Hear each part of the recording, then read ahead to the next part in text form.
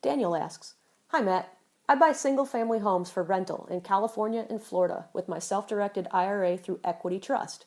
I want to get loans on the real estate so I can leverage and buy more real estate, but it seems like there are a few banks that loan to IRAs. The bank that I found, NASB, requires 45% equity, but I would prefer 30% equity. They also charge a higher than normal interest rate for the non-recourse loan. Do you know of any banks that will allow for 30% equity in California and Florida?" Daniel, thanks for the question. So anytime that you are taking out a non-recourse loan, and by non-recourse, I mean a loan that is going to be secured exclusively against the property, that you're not also going to be personally liable for, a situation where the lender cannot pursue you personally for recourse, cannot have access to other assets, that sort of stuff. Anytime you're taking out a non-recourse loan, it is considered by the lender to be a much higher risk proposition for that reason, right? And so they are going to charge you more money for that. They're going to require more money down. They're going to charge you a higher interest rate. They're going to charge you more origination points and that sort of stuff. Now, those are all different types of profit centers and risk mitigation, centers for them. So there's possible that you could negotiate on, say, you could pay more money up front for a lower interest rate, right? You could buy down the interest rate.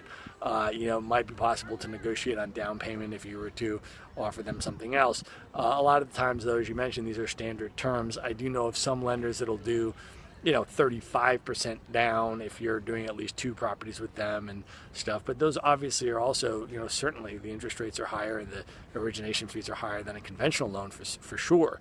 And so, the other thing that I would say to you, though, it sounds like you're investing primarily in California and Florida. Those are 2 states where I've lived for about 7 years in each one of those states. And, one of the things that I can tell you is that those states are 2 of the most challenging states in the country to get a positive cash flow on your real estate investment.